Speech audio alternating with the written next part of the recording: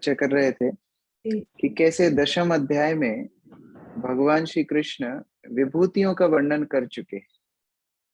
विभूति क्या होती है? भगवान की शक्तियां, भगवान के विस्तार, जिसके रूप से हम भगवान का चिंतन कर सकते हैं। हर वस्तु में, हर जीवात्मा में जो कुछ भी सृष्ट है वो केवल और केवल भगवान की शक्तियों का प्रकाश है, उनकी विभूतियों का प्रकाश है। तो दशम अध्याय में हमने देखा कैसे विस्तार से भगवान ने अपनी विभूतियों का वर्णन किया है। अब कोई ये व्यक्ति बोल सकता है कि ऐसे तो कोई भी फेंक सकता है। फेंकना जानते हैं ना? फेंकना मतलब अपनी बड़ाई करना। तो उस प्रकार से तो कोई भी फेंक सकता है कि मैं ये हूँ, मैं राम हूँ, मैं उच्च श्रवा घोड़ा हूँ, मैं ऐरावत हूँ, मेरी सारी विभूतियों से सब कुछ चल रहा है। ऐसा तो कोई भी बोल सकता है। मैंने पहले भी आपके साथ ये कथा बताई होगी कि हमारे इस्कॉन के एक वरिष्ठ सन्यासी हैं श्री श्रीमद राधानाथ स्वामी महाराज। तो राधानाथ महाराज एक बार एरोप्लेन में जा रहे थे, और एरोप्लेन में आप लोगों ने जिनने सफर किया है उनको पता है किस प्रकार से जो पब्लिक बस है उससे भी कम जगह एरोप्लेन में बैठने के लिए मिलती है। लोगों को लगता है एरोप्लेन में सफर करा, बहुत बड़ा सफर किया, लेकिन उसमें जगह बहुत ही कम होती है।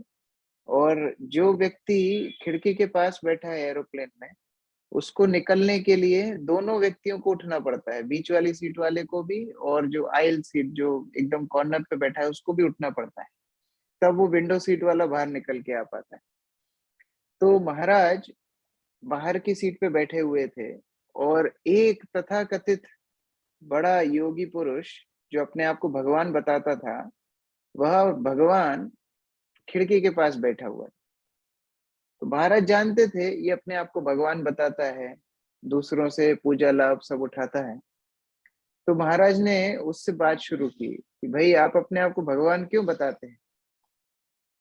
तो देखिए तमोगुण का प्रभाव देखिए। ये व्यक्ति बोलता है कि मैं भगवान हूं तो मैं भगवान बताता हूँ, मैं भगवान ही तो हूँ। अगर चार लोग प्रभु बोलने लगते हैं तो हमको ही लगने लगता है हम प्रभु बन गए, कुछ समय बाद लगने लगता है महाप्रभु बन गए। तो उसकी क्या गलती है? उसको भी लग रहा था इसी प्रकार से कि मैं तो भगवान ही। महाराज उसको बोलते हैं नहीं, देखिए भगवान तो चराचर जगत को नियंत्रण करने वाले हैं, वो सभी चीजों के स्रोत हैं, आप ऐसा क्यों बोलते हैं? तो वो मान नहीं रहा था, वो अपनी बात पे अडिग था कि मैं ही भगवान। ठीक है, महाराज ने बात बंद कर दी।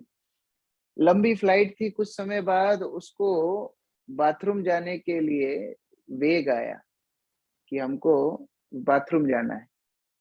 तो अब महाराज अड़ गए, क्योंकि जब तक महाराज नहीं उठेंगे तो बाहर नहीं निकल पाएगा। वो तो खिड़की के पास बैठा है, तो महाराज बाहर की सीट पे बैठे। तो महाराज अड़ गए, बोले अगर आप सब चीजों के नियंता हैं तो अपने इस बाथरूम जाने के वेग को तो नियंत्रण करिए पहले, ये तो रोकिए। तो आप तो सब कुछ रोक सकते हैं, सब कुछ आपकी इच्छा से चलता है। जैसे एक बार वृंदावन में सभी गोपियां भगवान कृष्ण की माता यशोदा के पास कंप्लेन लेकर के गई कि ये जो कृष्ण है ये सभी दूध माखन सब कहीं भी रखो ये चोरी कर लेता है। तो माता यशोदा को बड़ा क्रोध आया, बोला तुम जानती हो कृष्ण के पिता नंद महाराज के पास कितनी गायें हैं? 9 लाख गायें हैं। तो जिसके 9 लाख गाय हो उसके दूध दही तो ऐसे नदी जैसे बहता है, तो ऐसे व्यक्ति को दूसरे के यहाँ चोरी करने की क्या आवश्यकता है? कोई प्रमाण है तो प्रमाण लेकर के आओ। तो ये गोपियों को बड़ा गुस्सा आया कि अरे एक तो चोरी, ऊपर से सीना चोरी। हम तो कंप्लेन लेकर के गए और ये यशोदा माता ऊपर से ये बोल रही है प्रमाण लेकर के आओ। तो प्रमाण लेने के हिसाब से उन लोगों ने एक प्लान बनाया, उन्होंने एक योजना बनाई। क्या योजना बनाई? उन्होंने सोचा कि कृष्ण को रंगे हाथों पकड़ेंगे। अब कृष्ण को रंगे हाथों पकड़ना है तो सर्वोत्तम मक्खन रखना पड़ेगा जिसको चोरी करने के लिए भगवान आएंगे। तो नंद महाराज की एक गाय थी पद्मगंधा, उनकी एक गाय थी पद्मगंधा, जिसके दूध में से कमल कमल पुष्प का सुगंध आती थी। कमल पुष्प की सुगंध आने वाली पद्मगंधा का दूध लेकर के गोपियों ने मक्खन मथा, और उस मक्खन को एक सुंदर मटके में रखा। और क्या किया, छोटी छोटी घंटियां उस मटके के ऊपर लगा दी कि जैसे ही कान्हा आएंगे, कृष्ण आएंगे, उस मक्खन को चुराने के लिए मटकी को पकड़ेंगे, ये घंटियां बज जाएंगी और अब रंगे हाथों पकड़ लेंगे। फिर कोई गोपी बोलती है, अरे बहुत चतुर है, एक काम करो, ये मटके को रस्सी पे बांध दो ऊपर, और पूरी रस्सी में भी छोटी छोटी घंटियां लगा दो। कहीं धीरे से मटका उठा लिया बिना घंटी को बजाए तो रस्सी तो घंटी बजी जाएगी, रस्सी जैसे हिलेगी घंटी बज जाएगी। तो इस निर्देश से गोपियों ने सारी रस्सी में भी घंटी लगा दी। फिर किसी गोपी ने बोला, अरे वो तो उखल पे चढ़ के माखन चुराता है, तो उखल के ऊपर भी छोटी छोटी घंटियां लगा दो। उखल के ऊपर भी छोटी घंटियां लगा दी। फिर किसी ने बोला, अरे आएगा तो खिड़की से ही, तो खिड़की के ऊपर भी छोटी छोटी घंटियां लगा दी। अभी पूरा जाल बिछा दिया कि भगवान खिड़की से आएंगे, उखल के ऊपर चढ़ेंगे, रस्सी को पकड़ेंगे, मटके को उल्टा करेंगे और माखन चुराएंगे, तो सारी घंटियां बजेंगी और भगवान पकड़े हो जाएंगे। अब जाल बिछ गया। सुगंधित, जिसके दूध में से कमल के सुगंध आती हो, तो मक्खन में से तो कैसी सुगंध आती होगी। भगवान को दूर से सुगंध आ गई, तो पूरी टीम टोली लेकर के चोरी करने के लिए पहुंच गए।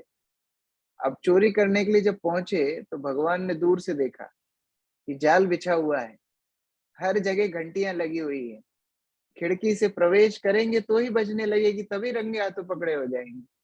तो भगवान ने बोला, मया दक्षेण प्रकृति सुएते सा चराचरम, मेरी अध्यक्षता में प्रकृति चलती है और मुझे ही फंसाने वाले हो। तो घंटियों को आदेश दे दिया कि एक घंटी बजना नहीं, मैं माखन चोरी करूंगा, एक भी घंटी बजना नहीं। ठीक है भाई, गोप कुमार और भगवान सब मिल करके खिड़की से प्रवेश किए, एक भी घंटी बजी नहीं। फिर भगवान ने उखल रखा, उखल पे चढ़े, एक भी घंटी बजी नहीं। रस्सी को पकड़ा, एक भी घंटी बजी नहीं। मटका उल्टा किया, माखन हाथ में लिया, एक भी घंटी बजी नहीं। और जैसे ही पहला निवाला भगवान ने अपने मुख में डाला, सारी घंटियां एक साथ बजने लगी। वो मटकी की घंटी भी बजने लगी, रस्सी की भी बजने लगी, उखल की भी बजने लगी, खिड़की भी बजने लगी। इतने में गोपियों ने आकर के पकड़ लिया। भगवान बोलते हैं, अरे मेरी अध्यक्षता को क्या हुआ, मेरी पोस्ट चली गई क्या। घंटियों के ऊपर बड़े नाराज हुए। भगवान बोलते, तुमको मना किया था बजने के लिए, क्यों बजी नहीं, क्यों बजी। घंटियां बोलती, हम तो आपकी अध्यक्षता में ही हैं, हमने डिपार्टमेंट चेंज नहीं किया, आपकी बात मान रहे थे। लेकिन शास्त्रों में लिखा है, जब गोपाल को भोग लगता है, जब घंटी बजना चाहिए, तो अभी शास्त्रों की बात कैसे छोड़ेंगे। जैसे ही आपने मुख में रखा, हम सब शास्त्रों की बात मानने लगे, घंटी बजने लगी। तो कहने का अभिप्राय है, सारी चीजें भगवान के कंट्रोल में है। तो महाराज ने इस तथाकथित भगवान को बोला एरोप्लेन में कि आप अपने इस बाथरूम जाने के वेग को भी थोड़ा रोक लीजिए, आप तो सब कुछ रोक सकते हैं। अब बेचारा बैठा रहा, 1 घंटा हो गया। अब तो ऐसी स्थिति आ गई कि बांध टूटने ही वाला था। अब क्या करेंगे। तो अब महाराज के पास गिड़गिड़ाने लगा कि भाई मुझे जाने दो, मुझे वॉशरूम जाना ही है। तो महाराज बोलते हैं, ठीक है, वॉशरूम जाना है, पहले स्वीकार करो कि तुम भगवान नहीं। जो अपने मल मूत्र के वेग को नहीं कंट्रोल कर सकता, वो चराचर जगत को क्या कंट्रोल करे। तो पहले स्वीकार करो तुम भगवान नहीं हो। तो वो बोलता है, हाँ हाँ मैं भगवान नहीं हूँ, जाने दो, ठीक है जाइए। तो वो व्यक्ति चला जाता है, वॉशरूम से लौट के आता है। जब लौट रहा था, महाराज बड़ा उसको मुस्कान दे रहे थे कि देखो, अब इसको मैंने समझा दिया कि ये भगवान नहीं है। तो आ करके बोलता है कि वो तो मेरे लीला थी, मैं लीला कर रहा था, तुम्हारी परीक्षा कर रहा था। तो बंगाल में एक कहावत है ना कि बकरी क्या नहीं खाती और पागल क्या नहीं बोलता। तो उसी प्रकार से लोग अपने आप को भगवान सिद्ध करने के लिए कुछ भी हद तक जा सकते हैं। महाराज ने प्रमाण किया कि तुम भगवान नहीं हो, लेकिन फिर भी बोलता है मेरी लीला है। तो उसी प्रकार दशम अध्याय में भगवान ने बहुत सारी बातें बताई कि कैसे वो भगवान है। लेकिन समस्या क्या है, कोई भी चलता राहगीर भी चढ़ के बोलेगा कल को कि मैं भगवान हूं, मैं सूर्य आया, मुझसे चंद्रमा आया, सब हम हर किसी की बात थोड़ी मानेंगे। तो अर्जुन ने यहाँ पर बड़ा बुद्धिमानी का काम किया। अर्जुन बोलते हैं, भगवान आपने जो थ्योरी बताई है, थोड़ा प्रैक्टिकल भी दिखा दीजिए। आपने जो अभी विभूतियों का वर्णन किया है, थोड़ा हमको विभूतियों का दर्शन करना है। आप जो हर चराचर वस्तु में विराजमान है, इस संसार के हर कण कण में आपकी विभूति है, हर वस्तु आपकी अध्यक्षता में चलती है, तो हमें वो विश्व रूप देखना है। इस प्रकार से अर्जुन प्रार्थना कर रहे हैं 11वें अध्याय की शुरुआत में। और ये तीसरा श्लोक, एवं एतद् यथातः त्वम् आत्मानं परमेश्वर द्रष्टुम इच्छामि ते रूपम ऐश्वर्यम पुरुषोत्तम। हे हे पुरुषोत्तम भगवान श्री कृष्ण। पुरुषोत्तम मतलब कोई साधारण नहीं, पुरुष तो बहुत हैं। पुरुष मतलब जो प्रकृति का भोग करे वो है पुरुष। तो पुरुष तो बहुत हैं, अपने आप को प्रकृति को भोग करने वाले, सोचने वाले बहुत हैं, लेकिन आप पुरुषोत्तम हैं। आप इस प्रकृति के वास्तविक भोक्ता हैं। आपके ऐश्वर्य को मैं देखना चाहता हूँ। दृष्टुम इच्छामि, दृष्टुम मतलब देखना चाहता हूँ, इच्छा है मेरी, इच्छामि ते रूपम, आपके विश्व रूप को मुझे दिखा दीजिए, आप ऐसी कृपा कर दीजिए। हे पुरुषोत्तम, हे परमेश्वर, यद्यपि मैं आपके समक्ष आपके द्वारा वर्णित आपके वास्तविक रूप में देख रहा हूं, जो आपका वास्तविक 2 हाथों वाला रूप है, 2 ही भुज रूप है, वो तो मैं देख रहा हूं, किंतु मैं यह देखने का इच्छुक हूं कि आप इस दृश्य जगत में, जो चराचर जगत, प्राकृतिक जगत जो मेरे सामने है, इसमें कैसे आप प्रविष्ट हुए। मैं उसी रूप को दर्शन करना चाहता हूं, आप मुझे कृपया करके वो दर्शन दिखा दीजिए। कोई एक भक्त तात्पर्य पढ़िए। कोई एक भक्त अनम्यूट करके तात्पर्य पढ़िए। हरे कृष्णा प्रभु जी, दंडवत प्रणाम। मैं पढ़ रही हूँ। हरे कृष्णा। पढ़िए। हरे कृष्णा। हाँ पढ़िए माता जी। भगवान ने कहा कि उन्होंने अपने साक्षात स्वरूप में ब्रह्मांड के भीतर प्रवेश किया। फलता यह दृश्य जगत संभव हो सका और चल रहा है।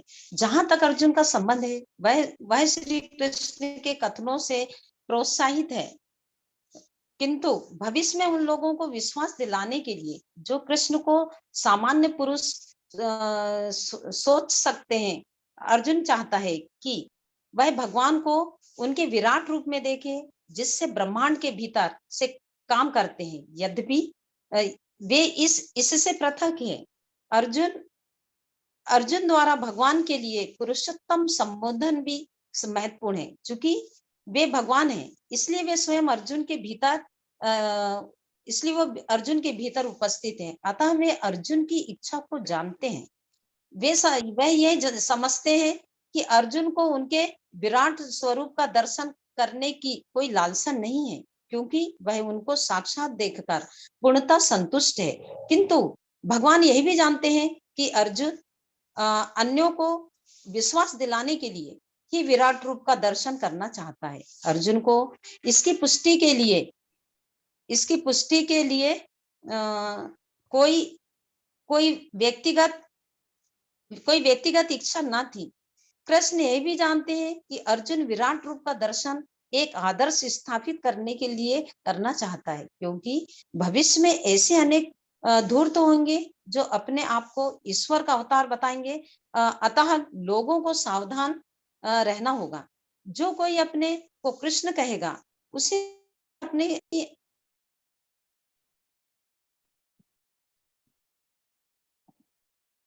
दावे की पुष्टि के लिए विराट रूप दिखाने के लिए सन्निध रहना होगा। तो यहाँ पर बहुत स्पष्ट रूप से प्रभुपाद बता रहे हैं कि अर्जुन ने क्यों विराट पुरुष दिखाने के लिए बोला भगवान को। यद्यपि वो प्रत्यक्ष रूप से भगवान का द्विभुज रूप देख रहा है, जो सभी अवतारों का स्त्रोत्र है, जो सभी शक्तियों के स्त्रोत्र हैं, जो निराकार ब्रह्म के स्त्रोत्र हैं, वह कृष्ण साक्षात सामने खड़े हैं।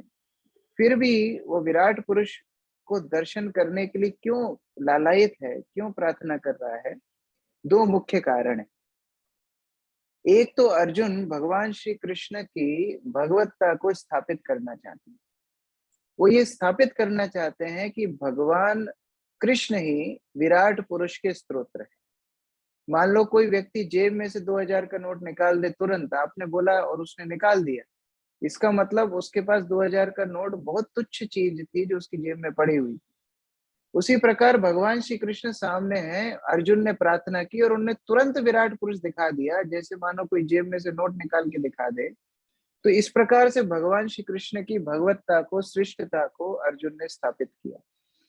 और दूसरा कारण है कि आगे चल के इस प्रकार बहुत सारे तथाकथित अवतार और भगवान के रूप कलयुग में प्रकट हो जाते हैं, जो अपने आप को भगवान बताते हैं। ऐसे लोगों के समर्थन ना मिले, ऐसे लोगों को लोग ना माने, इसलिए अर्जुन ने विराट पुरुष दिखाने के लिए रिक्वेस्ट की। प्रभुपाद जी भी इस तरह बोलते थे। ये अध्याय प्रभुपाद का फेवरेट अध्याय है, 11वां अध्याय। प्रभुपाद को जब पूछा गया आपका सबसे प्रिय अध्याय कौन सा है गीता का, बोलते हैं 11वां अध्याय। हम लोगों को इतना प्रिय नहीं लगता है, क्योंकि इसमें इतना भयंकर रूप का दर्शन है और फिर अर्जुन की प्रार्थना है। बाकी अध्याय ज्यादा लोग जब याद करते हैं, मैं बाकी बच्चों से भी जब मिलता हूँ, तो कोई 15वां अध्याय याद करता है, कोई 12वां अध्याय याद करता है। मैंने आज तक नहीं सुना कि 11वां अध्याय किसी ने याद किया।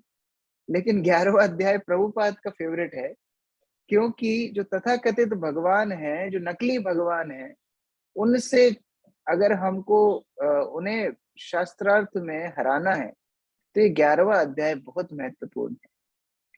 मुंबई में ऐसे ही एक भगवान के बारे में एक भक्त ने प्रभुपाद को बताया कि प्रभुपाद एक बहुत महान व्यक्ति है, वो तो भगवान है। प्रभुपाद बोलते हैं तुम्हारे भगवान को बोलो कि एक टेबल को 1 घंटे के लिए एक हाथ से उठा के दिखाए। हमारे कृष्ण ने तो 7 वर्ष की आयु में 7 दिन 7 रात गोवर्धन पर्वत को उठाया था। इनको बोलो एक टेबल को उठाए एक हाथ से 1 घंटे के लिए। तो इस प्रकार के नकली भगवान बाजार में बहुत घूम रहे हैं, और कृष्ण को उनसे पृथक करने के लिए अर्जुन यहाँ पर विश्व रूप दर्शन करने की जिज्ञासा रख रहे हैं। और भगवान भी तुरंत उन्हें दिव्य चक्षु दे करके अपना विश्व रूप का दर्शन कराते हैं। देखिए, कई लोग ऐसा पूछ सकते हैं कि अरे तुम्हारा भगवान है तो दिखाओ, भगवान को दिखा दोगे तो हम मान लेंगे। अर्जुन ने भी तो गीता में बोला ना कि अपना विश्व रूप दिखाओ, तो भगवान ने दिखाया। तो आप और हम भी इस तरह चुनौती देंगे तो क्या भगवान हर गली गली में जाकर के अपना विश्व रूप दिखाएंगे? ऐसा नहीं है, उसके लिए योग्यता भी चाहिए। जैसे मानो कोई व्यक्ति बोले कि अभी भारत की नई प्रधानमंत्री बनी है द्रौपदी मुर्मू, तो ये द्रौपदी मुर्मू कौन है हम तो विश्वास नहीं करते। जब तक अपने आप से मिलने का मौका नहीं देंगी, तब तक हम विश्वास नहीं करेंगे कि भारत की नई प्रेसिडेंट बनी है, राष्ट्रपति बनी है द्रौपदी मुर्मू। तो हम क्यों मानेंगे? हमको उनसे मिलवाओ तब मानेंगे। अरे तुम कितने महान व्यक्ति हो, तुमसे प्रेसिडेंट मिलेगा?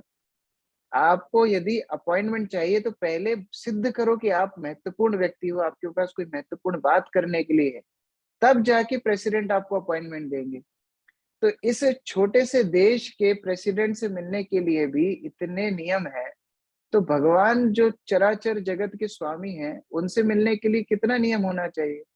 तो हर किसी राहगीर चलते हुए फकीर को भगवान नहीं मिलते।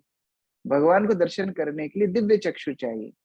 तो अर्जुन इसलिए विनम्र भाव से प्रार्थना कर रहा है कि हे भगवान, आप मुझे वो दर्शन करा दीजिए। आगे 1-2 श्लोकों में और अर्जुन बोलेंगे कि मैं योग्य नहीं हूं, आप यदि सही समझे तो दर्शन दीजिए। तो विनम्र भाव से भगवान को प्रार्थना कर रहा है अर्जुन कि मुझे दर्शन दिखाइए।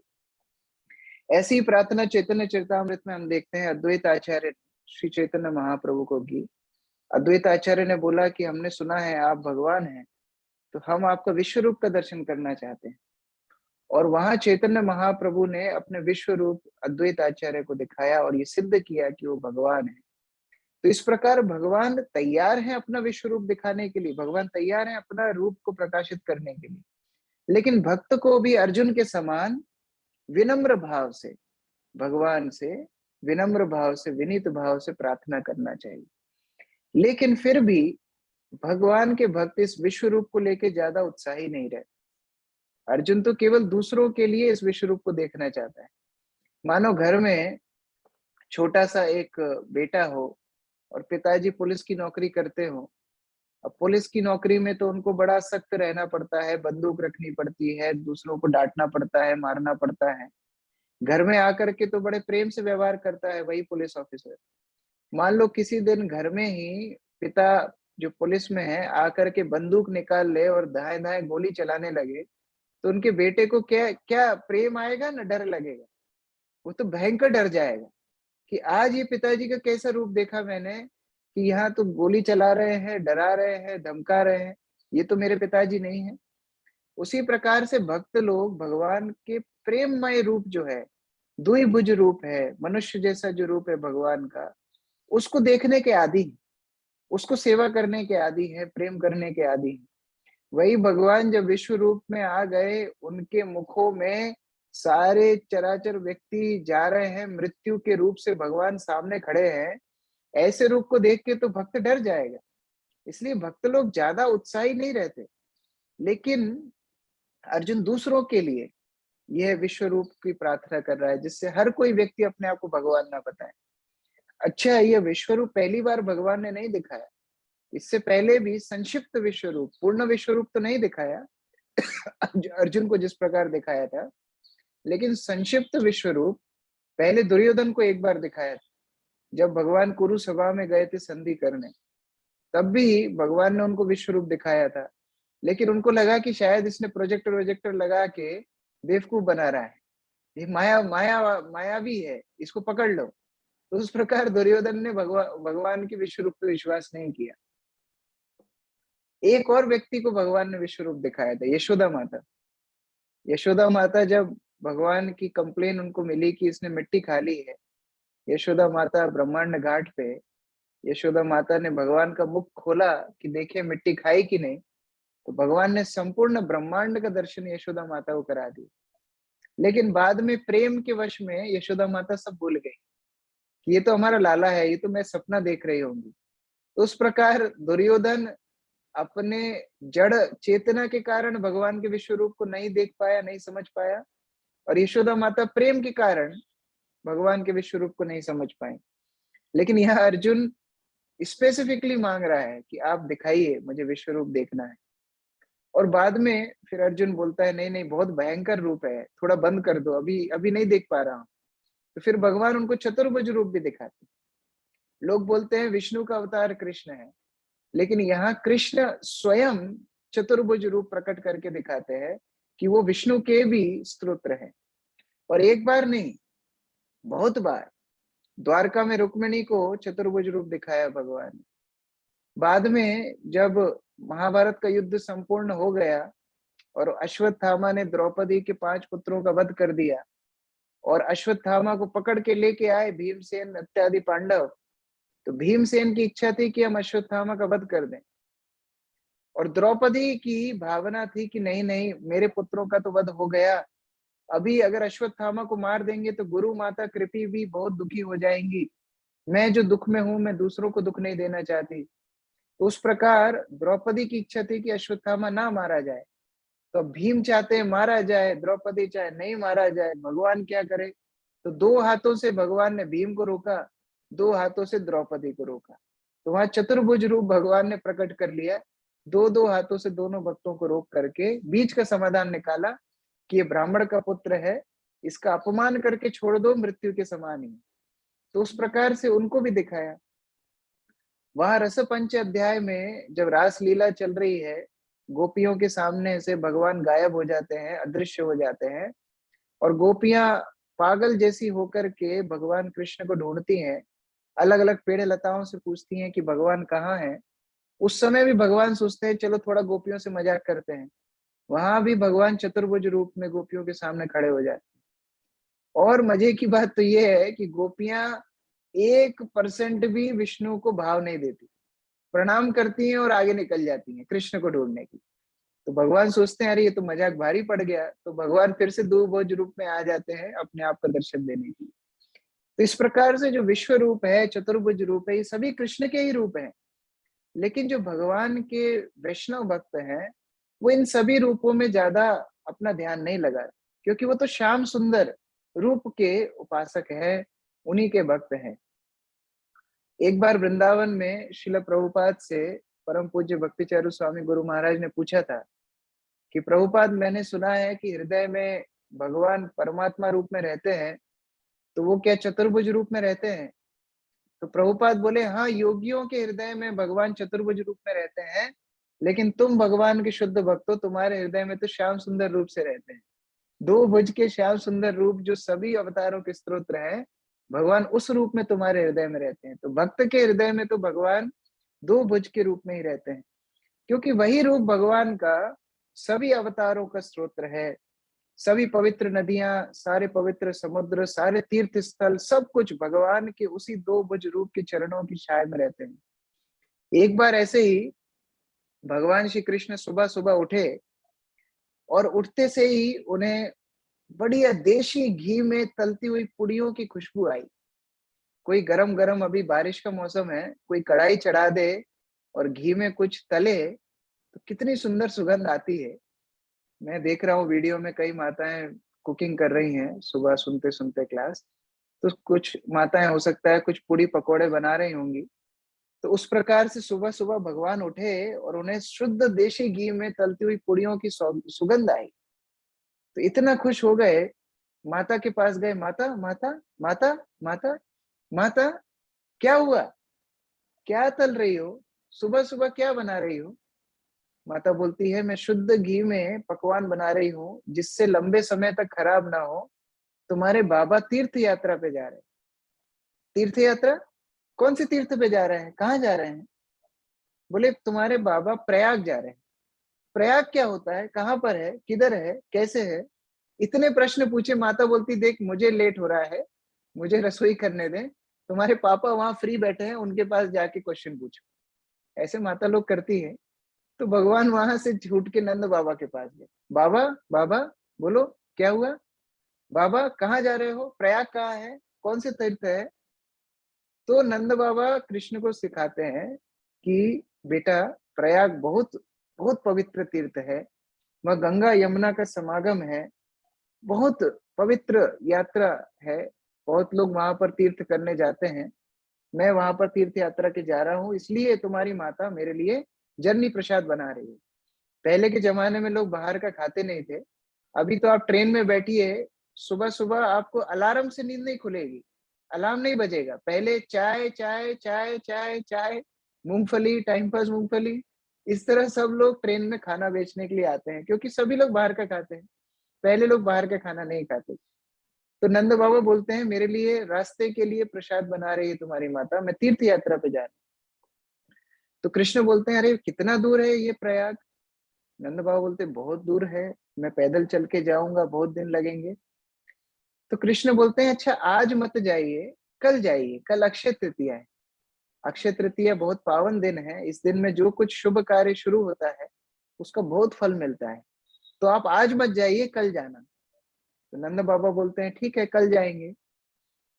अब अगले दिन अक्षय तृतीया के दिन सुबह सुबह नंद बाबा जल्दी उठ गए, नहाने के लिए सरोवर के पास गए। तो उन्होंने देखा एक सुंदर सरोवर नंद भवन के नीचे था। वहां जब नहाने के लिए गए तो उन्होंने देखा कि एक बड़ा सा व्यक्ति, बलिष्ठ व्यक्ति वहां पर स्नान कर रहा है, ब्रज रज में लौट रहा है और बड़ा आनंदित हो रहा है, खुश हो रहा है। तो नंद बाबा ने पूछा कि अरे ये कौन है, आज तक तो ऐसा कोई देखा नहीं। तो उसके पास जाके नंद बाबा ने पूछा, भाई तुम कौन हो, इतना खुश क्यों हो रहे हो, इतना क्यों यहाँ पर स्नान कर रहे हो? तो वो बोलता है, मैं प्रयाग हूँ। नंद बाबा बोलते हैं, ये प्रयाग नाम का तो कोई व्यक्ति आज तक हमने सुना नहीं ब्रजमंडल में। बोले अरे नहीं नहीं, मैं तीर्थराज प्रयाग हूँ। बोले आप इधर क्यों आए हैं? बोले सब लोग आते हैं मुझ प्रयाग में पवित्र होने के लिए, लेकिन मैं उनके पापों से जब भर जाता हूँ तो मैं ब्रजमंडल के इस सरोवर में स्नान करने के लिए आता हूँ और स्वयं पवित्र होता हूँ। नंद बाबा बोलते हैं, अच्छा प्रयाग इधर पवित्र होने के लिए आता है? फिर उन्होंने देखा कुंड के दूसरी साइड बहुत सारी सुंदर महिलाएं स्नान कर रही हैं। नंद बाबा बोलते, अच्छा ये लोगों को भी कभी देखा नहीं, ये लोग कौन है? नंद बाबा उनके पास जाकर के पूछे, माता आप लोग कौन है? तो कोई बोलती है मैं गंगा हूँ, कोई बोलती है मैं यमुना हूँ, कोई बोलती है मैं गोदावरी, कावेरी, सरस्वती, तुंगभद्र। अलग अलग नदियां अपना अपना नाम बताती हैं कि सारी पवित्र नदियां वहां पर स्नान कर रही हैं। आप लोग यहाँ क्यों स्नान कर रहे हैं? बोले एक ही पर्पस है, जो प्रयागराज पवित्र होने आए हैं, हम लोग के अंदर भी इतने पापी स्नान करते हैं, अपवित्र हो जाते हैं, हम भी पवित्र होने के लिए आए हैं। तो फिर बाबा सोचते हैं, नंद बाबा सोचते हैं, जब सारे तीर्थ इधर ही आ गए तो प्रयाग जाने की क्या आवश्यकता है? तो फिर लाला कन्हैया को बुला करके बोलते हैं कि आपने सारे तीर्थ यहीं बुला दिए, अब मैं ब्रजमंडल छोड़ के कहीं नहीं जाऊंगी। तो भगवान श्री कृष्ण सारे पवित्र तीर्थ, पवित्र नदियां, पवित्र धाम, सब कुछ के स्रोत हैं। ऐसे भगवान को छोड़ करके अलग अलग जगह जाने का भक्त को कोई आवश्यकता नहीं है। तो उस प्रकार से हमें जो श्याम सुंदर रूप प्रभुपाद जी कृपा से मिला है, जो हरे कृष्ण महामंत्र जप करने का मौका मिला है, ये सर्वश्रेष्ठ है। और गीता इसका प्रमाण है, जहां अर्जुन विश्व रूप दर्शन करने के लिए प्रार्थना तो कर रहे हैं, लेकिन उनका एक ही उद्देश्य है कि जो मूर्ख लोग अपने आप को अवतार बताते हैं, उनसे भगवान श्री कृष्ण कोई पार्थक्यता हो। और आगे जाके हम इसी अध्याय में देखेंगे कैसे अर्जुन बोलते हैं कि आप तो अपना चतुर्भुज रूप दिखाइए, और फिर द्विभुज रूप दिखा करके भगवान बोलते हैं कि अनन्य भक्ति के द्वारा ही मेरे इस रूप को तुम देख सकते हो, बाकी किसी पथ के द्वारा नहीं। तो इस प्रकार से भगवान शुद्ध भक्ति की संस्तुति हर अध्याय में गीता के करते हैं, और हम लोग प्रभुपाद की कृपा से इस ज्ञान को प्राप्त कर पा रहे हैं। तो बहुत गंभीरता के साथ हमें गीता का अध्ययन करना चाहिए और प्रभुपाद के दिखाए हुए मार्ग पर आगे बढ़ना चाहिए। जगत गुरु श्रील प्रभुपाद की जय। श्रीमद् भगवद गीता यथारूप की जय। समवेत भक्त वृंद की जय। निताई गौर प्रेमानंदे। हरि हरि बोल। हरे कृष्ण। किसी का कोई प्रश्न है? यस मित्र वृंदा माता जी। हरे कृष्णा प्रणाम। प्रभु जी, एक क्वेश्चन था, जैसे अभी आपने बोला कि सभी जो तीर्थ राज है वो वृंदावन, तो क्या फिर हमें कहीं जाना नहीं चाहिए प्रभु जी, सिर्फ वृंदावन ही जाना चाहिए? क्योंकि सारे बिल्कुल, तीर्थ तो वही है। बिल्कुल नहीं जाना चाहिए, वही तो कहानी का सार है। उस जी जी सरोवर का नाम है पावन सरोवर, अभी भी नंदगांव में है। आप वहां जाइए, स्नान कीजिए, बस सारे तीर्थों का स्नान हो गया। उस जी। प्रकार से कहीं जाने की आवश्यकता नहीं है। अभी फिर बिग जैसे हम बाजार जगह, का, मॉल का सिस्टम है, तो वहां पर सब कुछ एक स्थान में मिल जाता है, तो अलग अलग दुकान में जाने की क्या आवश्यकता है। तो उस जी, प्रकार से वृंदावन धाम में जाना चाहिए। तो जैसे हम जगन्नाथपुरी जाते हैं, मायापुर हम्म, जाते हैं, हम्म। द्वारकापुरी जाते हैं, तो ये भी जाना चाहिए क्या? ये इस प्रकार से है जैसे बिग बाजार के अलग अलग आउटलेट होते हैं ना, अलग अलग जी जी जगह पर, उस प्रकार वृंदावन मायापुर पुरी में कोई अंतर नहीं। जी। वृंदावन और मायापुर एक ही है। वो अलग अलग धाम दिखते हैं, लेकिन उन दोनों में कोई भी पार्थक्यता नहीं है। और जगन्नाथपुरी में तो तीनों धाम है। जो भगवान का श्री मंदिर है वो द्वारका है, जो गंभीरा है जहाँ चैतन्य महापुर रहते थे वो मायापुर है, और जो गुंडीचा मंदिर है जहाँ भगवान रथ यात्रा के समय जाते हैं वो वृंदावन है। तो फुल पैकेज ये धाम अलग अलग नहीं है। ये वृंदावन, मायापुर, पुरी, ये एक समान ही है, भगवान के नित्य धाम है। इनमें अगर जाएंगे तो और कहीं तीर्थ स्थान में जाने की आवश्यकता नहीं है। आज प्रभु शाम जी को एक हम उज्जैन से 100 भक्त वृंदावन जा रहे हैं, जिसको आना है जी वो जी आ सकते हैं। जी। हरे कृष्ण। प्रभु जी, एक क्वेश्चन था प्रभु जी, जैसे बद्रीनाथ बोलते हैं, तो क्या ये भी धाम ही है प्रभु जी का? ये सब तीर्थ स्थान है। जैसे यानी नर कि नारायण ने वहां तपस्या की, वो तीर्थ स्थान है। रामेश्वरम तीर्थ स्थान है, प्रयाग तीर्थ स्थान है, उस प्रकार से पुष्कर तीर्थ स्थान है। ये सब तीर्थ है, लेकिन भगवान के धाम, भगवान के नित्य निवास स्थान है। वहां तीर्थ भी पवित्र होने के लिए जाते हैं। तो जाने के लिए कहीं भी जा सकते हैं, लेकिन यदि सर्वाधिक आध्यात्मिक बल चाहिए तो धाम में जाकर के भगवान की सेवा, भक्तों का संग, हरिनाम का जप इस प्रकार करना चाहिए। जी प्रभु जी, थैंक यू प्रभु जी। हरे कृष्णा। हरे कृष्ण। और कोई भक्त का कोई प्रश्न है? हरे कृष्णा प्रभु जी, मैं थोड़ा कुछ जानना चाहती हूँ। हरे हाँ, कृष्णा बताइए। प्रभु जी, आप जैसे अभी आपने बताया कि जो गोपियां थी, जब नारायण सामने आए, श्री कृष्ण जब सामने आए, उनसे लीला कर रहे थे, तो उसके बाद जब वो विष्णु रूप में सामने आए तो उन्होंने नहीं पहचाना, और जब कृष्ण रूप में आए तो उनको तुरंत पहचान लिए। तो हम्म, मतलब भक्ति में वो इतना लीन हो गई थी कि वो सिर्फ कृष्ण को ही अपना महत्व दे रही थी, और भगवान नारायण जो स्वयं ही थे उनको वो हम्म। समझ नहीं पाई। तो क्या ये कभी हमारे साथ भी होता? कभी आप ऑटो में जब सफर की है, ऑटो वाले को मानो आपने 100 रुपए में तय किया है। हाँ, 100 रुपए में आपने तय किया है कि हमको फलाने स्थान पे छोड़ दो, और जब उसने वहां पर छोड़ दिया, आप निकाल के 50 रुपए देंगी, तो ऑटो वाला हाथ में लेगा? क्या लगता है? जब तक 100 रुपए नहीं देंगी तब तक ऑटो वाला हाथ में ही नहीं लेंगे। तो जो गोपियों को पता है ये श्याम सुंदर ही अधुरम मधुरम सारे मधुर रसों के रसो वही सारे रसों के स्तोत्र भगवान श्री कृष्ण है, और विष्णु से टरका रहे हैं। विष्णु दे करके गोपियों को बोल रहे हैं खुश हो जाओ, गोपियां लेंगी? नहीं लेंगी। जब तक श्याम सुंदर सामने नहीं आएंगे तब तक विष्णु को भी प्रणाम नहीं करेंगे। तो उस प्रकार से भगवान के जो शुद्ध भक्त है ऐसे झांसों में नहीं आते। भगवान बोले स्वर्ग ले लो, काहे को ले लो, मुक्ति ले लो, काहे को ले लो। जब तक भगवान अपनी नित्य संग नहीं देंगे गोलोक वृंदावन में तब तक भक्त छोड़ेगा नहीं। तो उस प्रकार से भक्त का भाव होता है। तो गोपियों को विष्णु को जानती थी लेकिन उनको प्रणाम करके निकल गई। विष्णु हमारा गंतव्य नहीं है। जो करोड़ों विष्णु को स्तोत्र है, जिसके विस्तार से करोड़ों विष्णु आते हैं, वह श्री कृष्ण हमारा गंतव्य है, वो हमारे इष्ट देव। तो उस प्रकार गोपियों का शुद्ध भक्ति है और उन्हीं के फॉलोवर, उन्हीं के अनुगत हम गौड़ीय वैष्णव हैं जो शुद्ध भक्ति की ही आशा रखते हैं। उस प्रकार अलग अलग अवतारों का सम्मान करते हैं, लेकिन हमारे इष्ट देव राधा मदन मोहन है, राधा श्याम सुंदर है। उस प्रकार से भक्तों का भाव होता है। ठीक है, धन्यवाद प्रभु, दंडवत प्रणाम, बहुत बहुत धन्यवाद। तो ठीक है, आज बहुत समय हो गया। आपसे पुनः अगले हफ्ते आपका संग मिलेगा। हरे कृष्णा। जगत गुरु श्रील प्रभुपाद की जय। समवेत भक्तवृंद की जय। जगत गुरु श्रील प्रभुपाद की जय। इसके